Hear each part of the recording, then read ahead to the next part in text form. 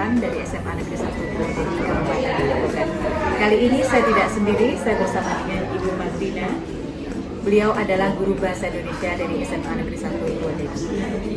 Assalamualaikum Ibu Fadrina. Waalaikumsalam Bu Asih. Bagaimana kabarnya Ibu Fadrina? Alhamdulillah baik, semoga Bu Asih sehat juga ya Bu. Alhamdulillah saya sehat. Hari ini kita akan melakukan percakapan praobservasi ya Bu. Sebelum nanti saya amati jalannya pembelajaran di dalam kelas. Kemudian adapun tujuan dilakukan supervisi adalah untuk mengetahui dan mengevaluasi jalannya proses pembelajaran yang dilakukan. Dan mengapa kita hari ini melakukan percakapan praobservasi adalah untuk melakukan persiapan sehingga Ibu nanti lebih merasa siap dan dapat memberikan pengalaman belajar yang baik kepada siswa. Ada beberapa pertanyaan yang ingin saya tanyakan kepada Ibu Fadrina. Yang pertama berkaitan dengan tujuan. Kira-kira apa tujuan pembelajaran yang ingin Ibu Fadrina capai?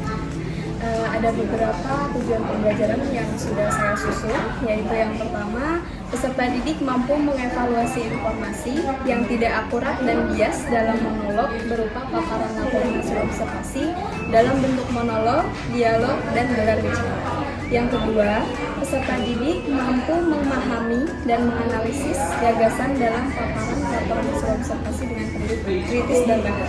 Wah, menarik sekali Ibu. Jadi berdasarkan rancangan pembelajaran yang telah Ibu susun tadi, tujuan pembelajaran yang Ibu capai ada 2 ya Bu ya.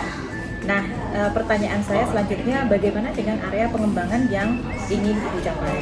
Area pengembangan di pengetahuan dan juga keterampilan. Pada area pengetahuan, yaitu peserta didik mampu memahami gagasan dalam paparan laporan hasil observasi, sedangkan untuk keterampilan, peserta didik mampu mengevaluasi informasi dalam monolog pada laporan hasil observasi.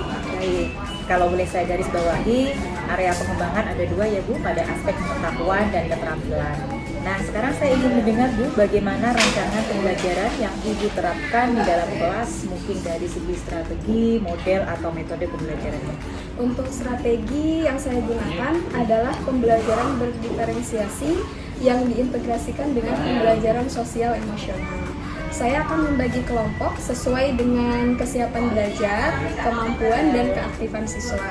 Untuk model pembelajaran, saya menggunakan model problem based learning, sedangkan untuk metode saya akan menggunakan diskusi kelompok, penugasan, dan juga tanya jawab. Baik, jadi strateginya adalah pembelajaran berdiferensiasi diintegrasikan dengan pembelajaran sosial emosional.